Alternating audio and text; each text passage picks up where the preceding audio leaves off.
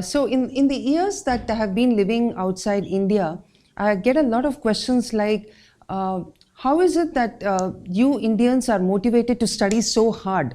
What is it that makes you study so hard? And another question I get very often is that, why, despite being so intelligent and smart, Indians being so smart, why is your country in such a mess? So when trying to find the answers for these questions, I did a lot of reading, and that's how I ended up writing this book. So I'm not a historian, I'm an engineer, but like many others today, I'm just trying to connect the dots and get a clear picture of our civilization. So that's what I'm trying to do. So, and this book, as he mentioned, it's today there are a few copies, but it's mainly available on Amazon.com. So you have to order them on Amazon. I'm using the money that I get for Indic causes. So let me take you back to a time long ago when India was the educational capital of the world. So one of the most important things that was that there was a sacredness associated with learning and teaching. So you can see that here is a ceremony, a sacred ceremony where a child is being initiated into the alphabet. So does anyone know what this ceremony is called? Aksharabhyasam. Yes, and also Vidyarambha. It's called Vidyarambha and Aksharabhyasa in South. And there's a similar ceremony in Bengal called Hate Khori, which they do on Saraswati Puja, when boys and girls are introduced to the alphabet. So you can see that there was a deep sense of sacredness associated with learning and teaching.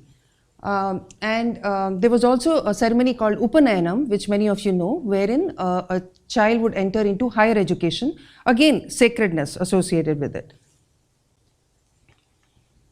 There was a mad rush for gaining education in India. Just like today, there's a rush to go somehow get into an Ivy League university in the US or get into Oxford and Cambridge in the UK. Something like that was happening in India in ancient times. So most of the civilized part of the world wanted to get a degree from India. It was like that. So students came from China, Japan, Korea, Indonesia, Malaysia, West Asia. Recently, I discovered that I Ching did not come directly to India. First, he went to Indonesia. He learned Sanskrit there so that he would be able to get into one of the advanced institutes in India. So some of them did not come straight away to India. So Fahia, Xuanzang, I Ching, these are the famous Chinese students who came and got an education in India. And if you read their autobiographies, you will be moved by the dangerous journeys they undertook to come to India. Somehow, like they nearly died in the process. They took boats, they walked, but their aim was clear that I have to reach Nalanda or I have to reach Vikramshila, or some of them were even aiming for Kerala, the Kantalur Shala, so I need to get a degree from India. That was the spirit with which they came. And on top of that, after coming to India, there was no guarantee they would get admission because there would be an admission test and many were eliminated. So I'll tell you more about it as we go along. So here is an artistic representation of a forest university, which was the earliest kind of university where holistic learning was obtained in the middle of nature under the supervision of a guru who was like a parent. And so in the Mahabharata, there's a mention of many ashramas which functioned like universities. So ashramas of Shaunaka, Kanva, Vyasa, Vasishta, Vishwamitra. Rishi Kanva's ashrama was not a single ashrama.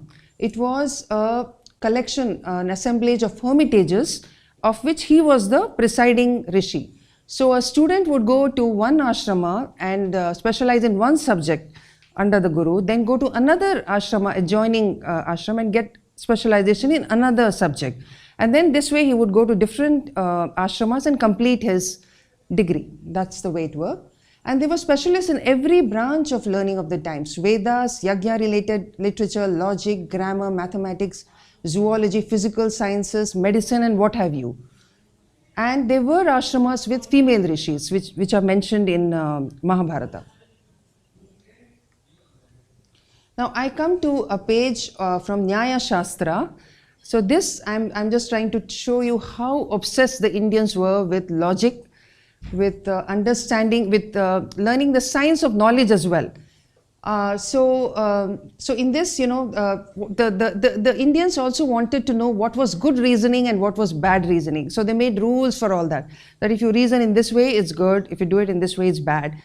And basically, this is how they became, it led to science. This kind of thinking led to scientific discoveries. Because they did a lot of thought experiments, and they tried to answer questions like, who am I? Where have I come from?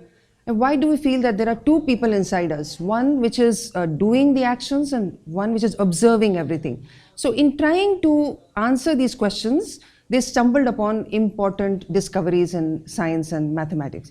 So for example, and also there was no distinction between religion and science, no false barriers. So when they would try to do a Homa with a perfect square, they would need a perfect square, and in the process of drawing that, they discovered the rules of geometry.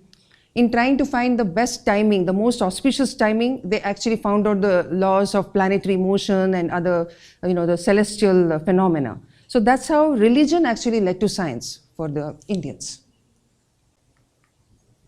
And I've taken this quote from Nyaya Sutra to show you how scientific it is. Truth exists whether or not we humans acknowledge it. Akshapada Gautama said this in the Nyaya Sutra. He also said, all knowledge is not intrinsically valid. Now, these are the kind of statements that form the bedrock of science even today, modern science. Look at what Sushruta said in Sushruta Samhita. He said this was an interdisciplinary approach to learning that he took. A physician who has learned one science only cannot be sure of his own science. And for this reason, the physician has to be versed in many sciences. This is the approach we take today, that you can't be just looking at one subject. You need to be interdisciplinary if you want to solve the real world problems. Here's a map. I have tried to map out the universities in the ancient times until the 11th or 12th century. And there are so many universities. You can see that it's every part of India is covered. So far, the oldest one we have found is in Takshashila, which is today in Pakistan, which seems to be at least 6th century BCE, but must be definitely older than that. Then we have Sharda Peeth, we have Purushapura, Varanasi. In the Bengal, Bihar side, you see a cluster of universities, Nalanda, Udantapura, Bikrampur, Jagaddala. Then you come to the south, so many mathas, so many agraharas. There's Kanchipuram. There's Kantalur Shala in Kerala, which was called the Nalanda of the South. And actually, it had even more subjects than Nalanda, because it even had martial arts and such subjects as well. The interesting thing is that the people did not stay confined to their regions. So the professors and students traveled to the institution of their choice. Just like today, we have students going to Manipal, going to IIT Kharagpur, wherever they want to study. In those days, they did the same. So in Nalanda, for example, there were two professors, Thiramati and Gunamati. They were the ones who set up Vallabhi University in Gujarat, and then they went to Nalanda to teach. Then we also had gurus who came from Kanchipuram, who moved to Nalanda. We had from Kashmir, there was a professor who taught in Vikramshila. So we can see that everybody's traveling. And there's an interesting story from Katha Sarit Sagara, where a Brahmin person says that I am going to send my son to study in far off Vallabhi, even though I am in Gangetic Plain. I think Vallabhi is a better place to study. And we conjecture that's because Vallabhi was specialized in political science, business, and whoever graduated from Vallabhi would get into government services very easily. So he was sending his son to Vallabhi. And that was more than 1,500 years ago.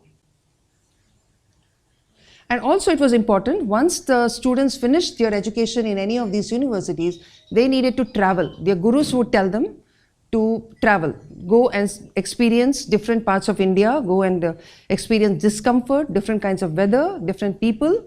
And that was the way. Practical learning and traveling was very important for the students. So this is Bhaskaracharya. The funny thing is that most people are familiar with Newton, Einstein, but if you ask them about Bhaskaracharya today, they know nothing about him. Does anyone know which university he taught in? Bhaskaracharya? So he was from Ujjaini University. Ujjaini University was a place you went to study if you had an aptitude for maths. So whoever graduated from Ujjaini, they would say, oh, he's a math genius. He has to be super intelligent. So he formulated so many interesting rules for solving equations. He was the first one to use a decimal system. And before him, it's not just him. If you go back, there's a lineage. Brahmagupta was before him, and he was the first to use zero as a number in its own right. So what to do, what happens when you add zero to a number, what happens when you subtract zero from a number. He made all those rules, and he followed, Bhaskaracharya followed in his footsteps and went beyond. He discovered differential calculus. So he's been called one of the most brilliant brains ever in the world. This is quite recognizable, I'm sure, Nalanda. Now, when you see Nalanda today, it's all crumbling ruins. I also visited this place. And then the only way we get to know what it looked like is when you read the autobiography of Yuan Sang and Yijing. So what Yuan Sang said is that it was the most beautiful campus he had ever seen. It had a huge gate all around the campus. And when you entered, he said the place was full of lakes, ponds with lotuses blooming in them. And these were tall buildings. So they were, for example, the library was 9-storied. And he said that if you went to the main building, the top story, when you looked out, you would see splendid sunsets, you would see brilliant moonlit nights. And he said that you can see the pride he feels on studying in this place. And then he said that at the entrance, there was a big statue of Buddha. And there were 8 halls in the campus, in the building. And there would be 100 lectures in a day, and the lecture halls would be full, and students would not miss a single lecture. That was the kind of learning. And Nalanda in those days offered a wide range of subjects, so it had something for everybody. So a lot of students. There were about 8,500 to 10,000 students, and there were 1,500 teachers. So you can imagine the student-teacher ratio is so good. And not to forget the admission tests, which was so hard that only 20% students would make it. 80% would be eliminated. And probably that's the reason why we have so many universities adjoining the Nalanda, Vikramshila. They're all at short distance from each other. Possibly they came to, absorb more students because so many were being eliminated. So the other universities came near them. And there were also coaching centers. So outside the village, in the villages surrounding Nalanda, there are records of teachers who were preparing students to crack the entrance examination for Nalanda. Now I come to debating, which was an intrinsic part of Indian education. So you look, I have chosen this picture of Adi Shankara debating with Mandana Mishra, and look who is the judge. It's a lady who was a renowned scholar in her own right, Ubhaya Bharati. And this was the way knowledge was propagated in India. So it was not just one man says it and everybody believes it. It would be challenged. There would be debates where everybody would sit and watch. And this is how Shankaracharya and various other gurus did the same thing. They went all around. In fact, he went right from Kerala to all the way to even Kashmir, which I'll talk about later. So here are some debating terms that I thought would be interesting for you, just to show you how developed the art of debating was, how it was placed on a very serious footing, sound footing. So you just could not go and start debating with somebody. You needed to know these terms. You also needed to be very familiar with the arguments of the person you want to challenge. You needed to know how to argue in the place of that person, as if you were him, which is called Purva Paksha. Arguing from the point of view of your opponent. So look at these terms. Sadhya, thesis which is to be developed, established. Siddhanta, proposition, tenet or conclusion. Hetu, Udaharana, Pratyaksha, Anumana, Pramana. These were the kind of terms that they used. So it was a very intellectual exercise, the whole debating tradition. And what's more interesting is that they actually had criteria for giving points or taking points away. So the other day when I was talking to my daughter and she was trying to make it seem like she was doing the debating of a very high order in her school, and she didn't know that it was even higher in India. So that's when I had to told her all these things. So they had terms like this for deducting points.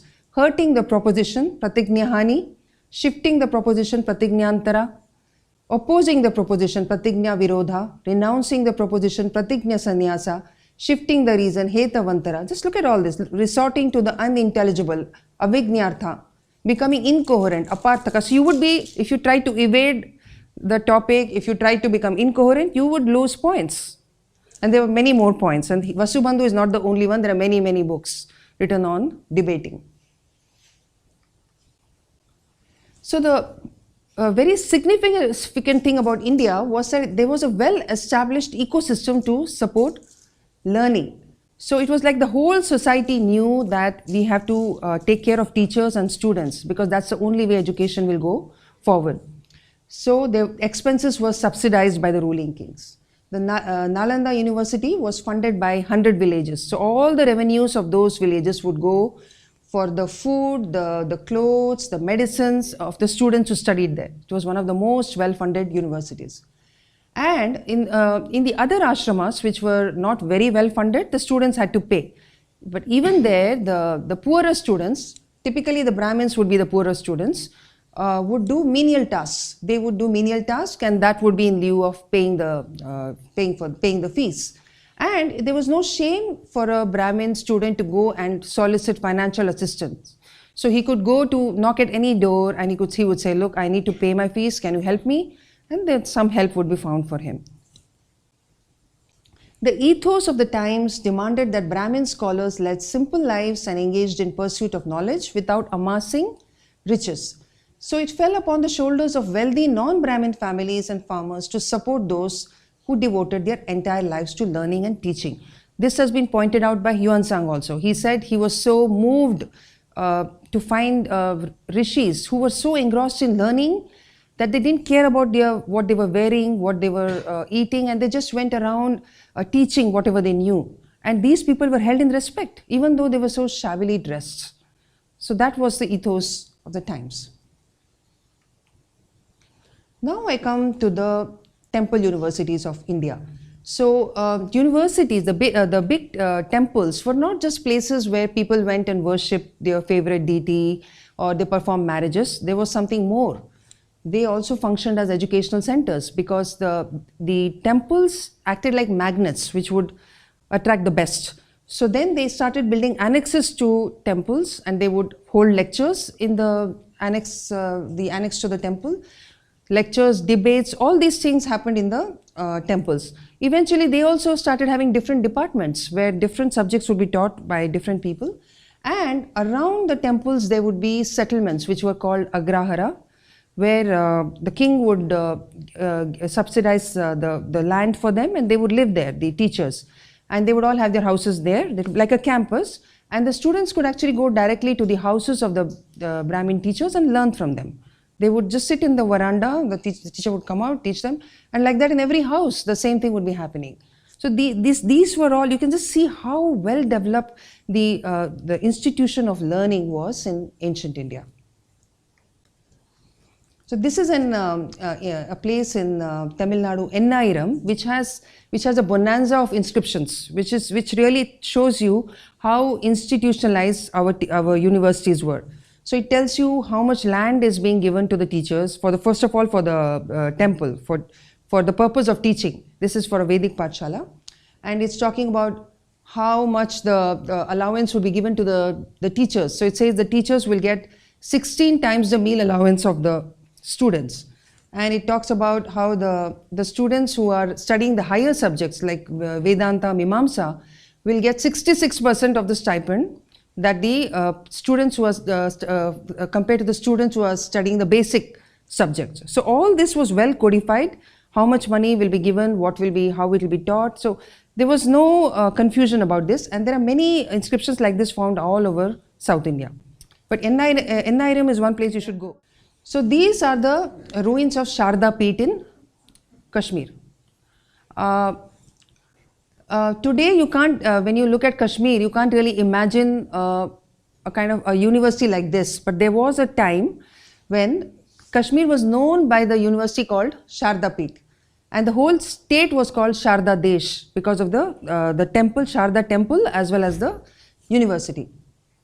And this university was so well known for the rare manuscripts it had in the library that people traveled from different parts of India. For example, Ramanujacharya came all the way from Kerala to study, to refer to the only available manuscript of Bodhayana Vritti in order to write the Sri Bhashya, the commentary that he wrote on the Brahma Sutra. So he came all the way from Tamil Nadu to Kashmir to refer to that book.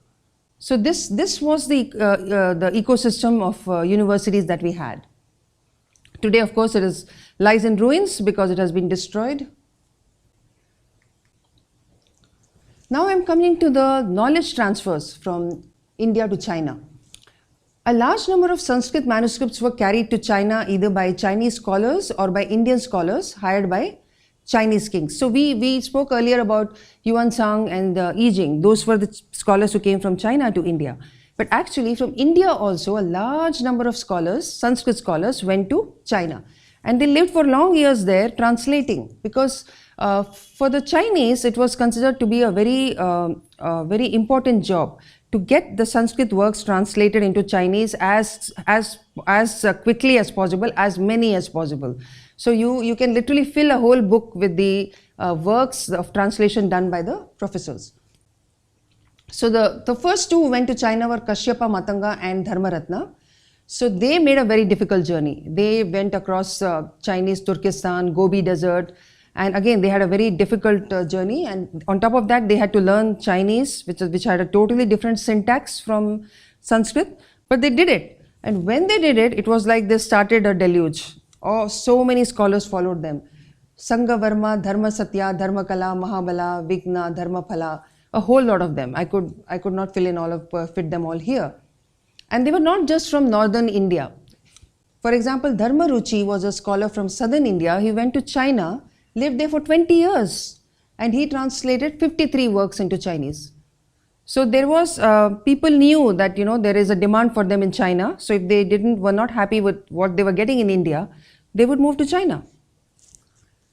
It was not always a happy outcome, because this poor fellow called Dharmakshema was being wooed by two Chinese kings, and in the crossfire he got shot by an assassin. This happened with some other scholars as well. Amogha Vajra was another scholar. He collected 500 texts from different parts of India and went to China. And he got many titles from Chinese kings. And he is called the founder of the Tantric Buddhism. And he had there's another incident with him. When he translated, he spent years and years translating. The poor fellow took leave to go back to India. The moment he stepped foot in India, he got a message that he needs to go back because the Chinese king wants him back. And without seeing his family, he had to go back. Indian astronomers and mathematicians from the best universities held high positions in China's scientific establishments. A big example is Gautama Siddha. So his Chinese name was Kutan Siddha. One of the reasons why you would probably not know who was an Indian professor in China is that their names would be changed. They would have a Chinese name. So that's why we probably don't know all the Indians who went to China. Kutan Siddha he was called, and he became president of China's official board of astronomy in the 8th century. He translated Navagraha calendar to Chinese. He introduced Indian numerals to China.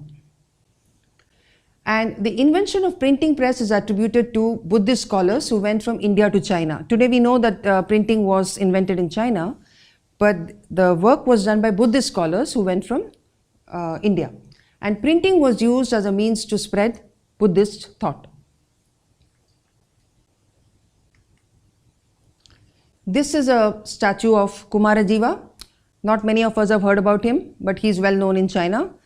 Kumarajiva, he basically grew up in Kashmir and Kocha, and he translated more than 100 Sanskrit works which are considered masterpieces of Chinese literature. The Diamond Sutra, which is a very valuable work in Buddhism, was translated by him. And this statue is in Xinjiang in China. He was like he was considered a very brilliant person by the Chinese, and so they have honored him, but we don't know anything about him. Then I come to the knowledge transfers from India to Greece, Islamic world and Europe. I've covered China, now I'm talking about the Islamic world and Europe. In this, Dr. Raj Vedam of IHAR has done a lot of work. So there was a thriving trade between India and the Western Asia, the rest of the world, in spices and textiles, but also in medicines. Not people know that medicines also were being continuously supplied by India, herbs, medicines. So Raj has laid out the trajectory by which Ayurveda was transmitted out of India.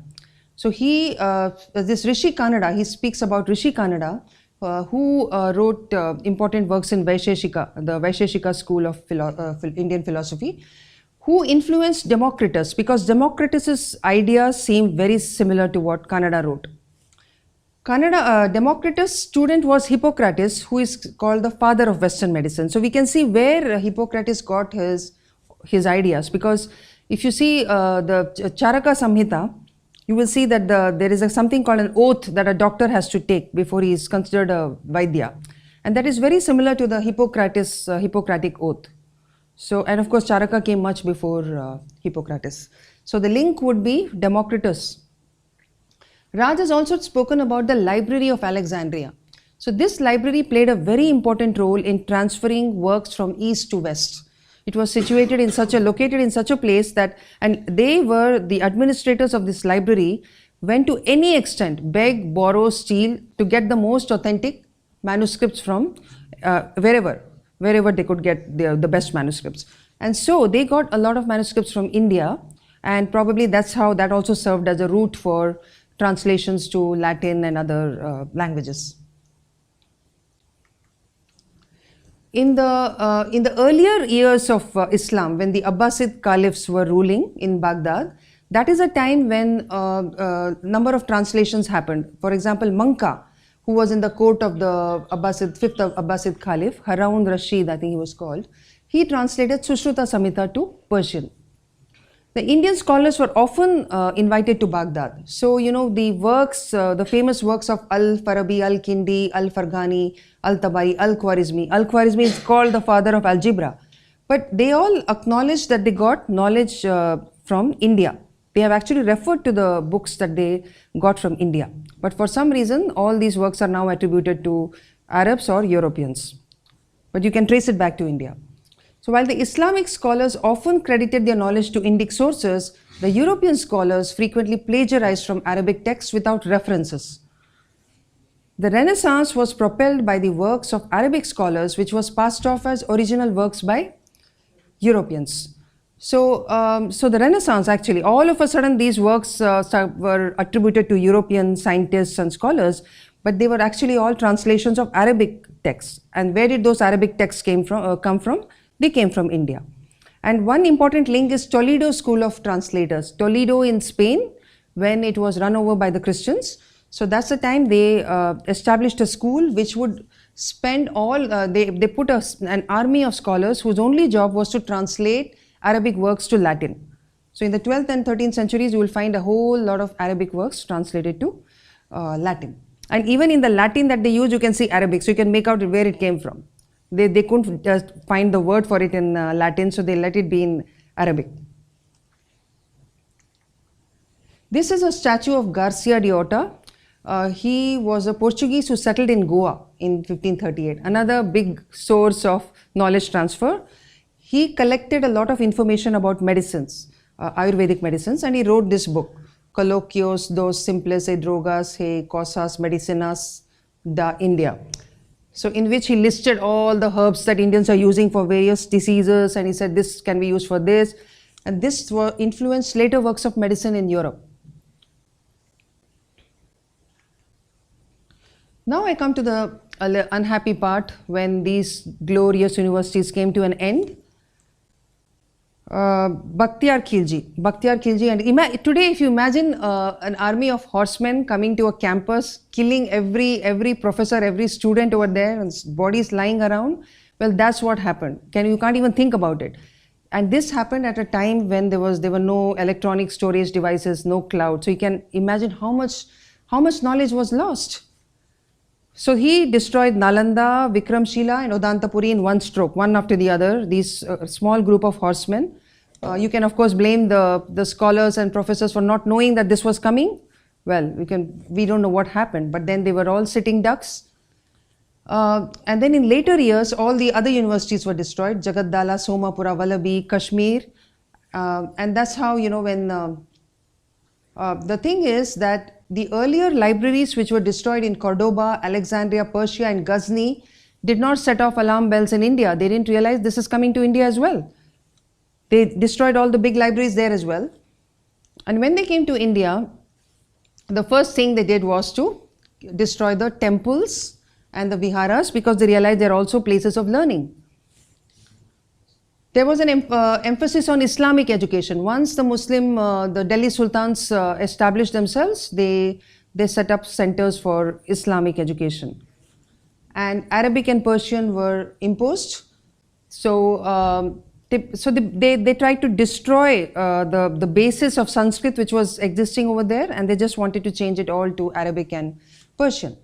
There was some respite during Akbar's rule. I mean, until Akbar it was terrible, but when Akbar came, he tried to bring back Sanskrit in the madrasas, because earlier Hindus were not even allowed to study in the madrasas.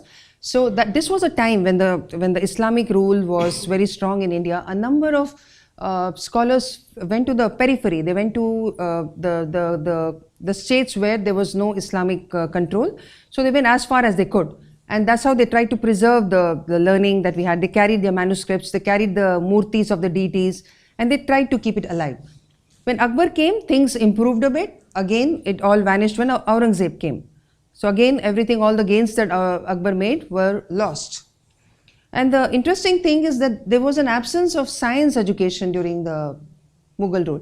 Earlier, when the Muslim, in the first few centuries of Islam, in Baghdad, you saw how the Muslims were they're interested in education, and there was a free spirit of debate in those times. But during this time, when the Delhi Sultans came and when the Mughals got established, especially during Aurangzeb's rule, no science education.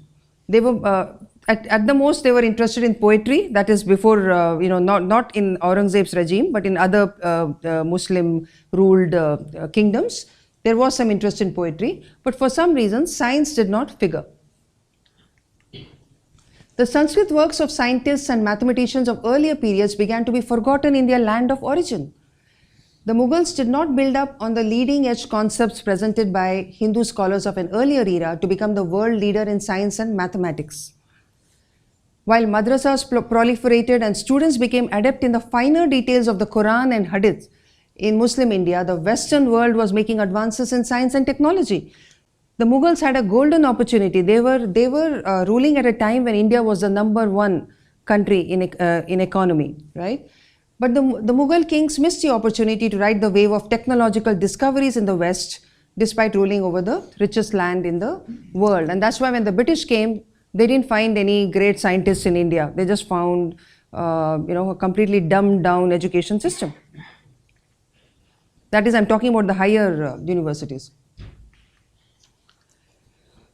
So now I come to the colonial period. The British emerged victorious over the Portuguese and the Dutch and all the other Europeans. They all battled among themselves, and finally the British were victorious. They spread their tentacles to different parts of the world, and of course in India they were very successful. At first, the British did not bother with the education of natives and focused on playing politics with different rulers. So you see, even in Africa, they were not interested in education or anything like that. But then they realized the need, because now here they found they could not control India. India was a place where they wanted to get a lot of wealth from.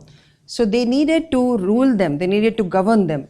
And that's why they set up this college, Mohammedan College and Sanskrit College in Calcutta and Banaras, so that they could get a regular supply of Hindu and Muslim law officers so that they could govern them. And the interesting thing is that there were two camps formed, the Anglicists and the Orientalists. The Anglicists wanted everything to be taught in English. They said, let's teach them, let's translate there's no need to translate, let's just use our English books to teach them. Whereas the Orientalists said that let's translate our English works into different languages. First, let's make them like us, and then slowly we will bring them into our fold. That was the attitude of the Orientalists. So why did the British impose English on India? First reason was convenience. It started out with that because they didn't want to learn all the Indian languages, and they couldn't understand Indian languages. So it was very convenient to have English-speaking menials, English-speaking people. So they said, let's set up English educational centers. But the most important reason was that the sepoys would become disloyal. Now they needed an army as well. So they had an Indian army, and they realized that if the sepoys started learning in their own languages, there's going to be trouble. Because the Muslims would realize that these people are all infidels and we should not be having any business with them. If they kept studying the Islamic literature in their own language, then they would not be loyal to the British. The same thing with the people who studied Sanskrit, because then they would regard them as mlechas and unclean people who don't have dharma, adharmic people. So the British realized the danger of letting the education continue in the regional languages. And then with the elite, they realized that if you make them study in English, then familiarly acquainted with the English literature, the Indian would speak of great Englishmen with the same enthusiasm as the British themselves. By the way, these are not my theories. This is all written down by Macaulay's brother-in-law, Trevelyan. He also played a big role in the educational policy. So he wrote all this. He said, familiarly acquainted with English literature, the Indian would speak of the great Englishmen with the same enthusiasm as the British themselves. They would reject the teachings of Brahmin priests. The natives shall not rise against us because we shall stoop to raise them. It was a well thought out policy, very well thought out. And after a 15-year debate between the Anglicists and the Orientalists came the Macaulay's Minute, the Macaulay Memorandum, which was circulated in order to come to a decision about what kind of educational institute should they fund. So they came up with the English Education Act of 1835 after the debate. But we must look at Macaulay's Minute. I'm sure many of us know it. Let's read it again. We must at present do our best to form a class who may be interpreters between us and the millions whom we govern. A class of persons Indian in blood and color, but English in tastes, in opinions, in morals, and in intellect. To that class we may leave it to refine the vernacular dialects of the country, to enrich those dialects with terms of science borrowed from the Western nomenclature, and to render them by degrees fit vehicles for conveying knowledge to the great mass of the population. So now, after this was, the English Education Act was passed, English struck its roots in the soil of India, missionary schools were set up, and you know what happened. Meanwhile, the funny thing is that when all this was happening in India, look at what was happening in England. England was languishing in illiteracy. A minuscule fraction went to school, and the only book most literate people had read was the Bible.